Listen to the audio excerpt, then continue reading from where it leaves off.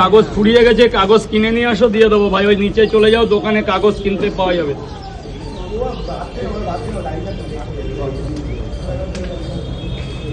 কি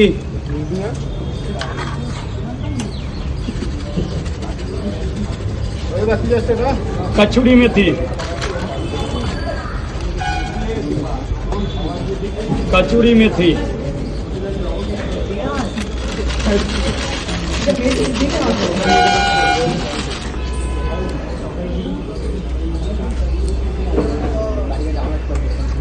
सब्जी मसला যেটাকে অনেকে বিরিয়ানি মশলা বলে।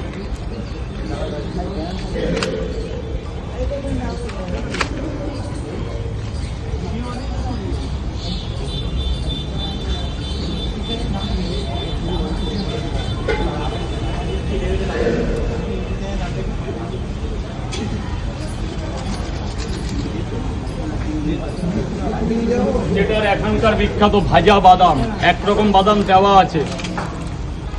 আর কাস্টমার সাথে একটা অন্যরকম বাদাম আসছে আজকে।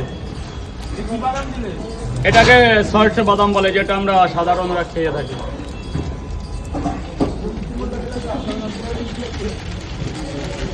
দাদা, হ্যাঁ, আজকে আমার তরফ থেকে কাজু বাদাম স্পন্সর করলাম। আচ্ছা, আপনি এটা স্পন্সর করলেন, এটা কি করব বলুন? ঢেলে দাও পুরো দুটো করে কি সবার হাতে দেবো? তরকারিতে তরকারিতে ঢেলে দেবো। এটা কিন্তু কোনো কিছু হবে না, এটা দাদা নিজের ব্যক্তিগত মতে দিয়েছে।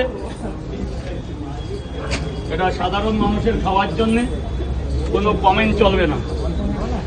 দাদা ভালোবেসে কি মানে ভাবাই যাচ্ছে না। এদিকে ভাজা বাদাম, এদিকে কাঁচা বাদাম, এদিকে সোয়াবিন, ধনে পাতা, গরম মশলা, ক্ষীর হয়ে গেছে দাদা আজকে। রবিবারের একটা আলাদা কেড়ে, যেবার তুই শশাগুলো তাড়াতাড়ি ছুলে ফেল, নাহলে রোববারের সম্মান। এই যে বাঙালির শ্রেষ্ঠ ধনিয়া পাতা একদম লোক। এরপরে আরো কিছু যাবে, ভয় পেতে হবে না। এরপর আরো কিছু যাবে, এরপর যাবে মিট মশলা, যেটাকে তরকারি থেকে আরো স্বাদে তৈরি হবে।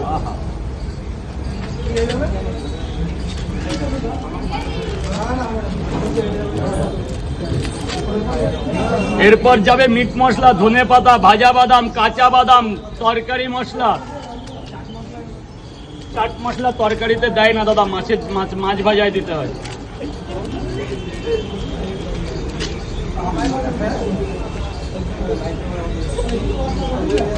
এরপর হালকা করে স্মেলিং কাজু আর রয়্যাল কাজু।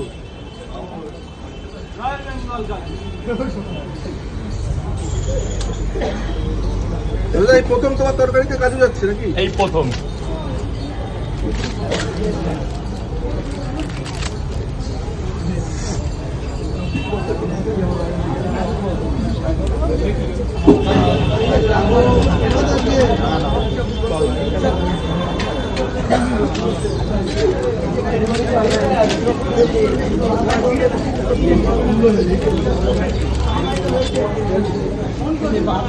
এটা কিন্তু কোনো কিছুই না, এটা জাস্ট তরকারিটাকে ধরে রাখার জন্য। তরকারি যা হওয়ার বাড়ি থেকে হয়ে এসছে, তরকারি যেটুকু হওয়ার হয়ে এসছে, এটা জাস্ট তরকারিটাকে ধরে রাখার জন্য, যে এতক্ষণ থাকবে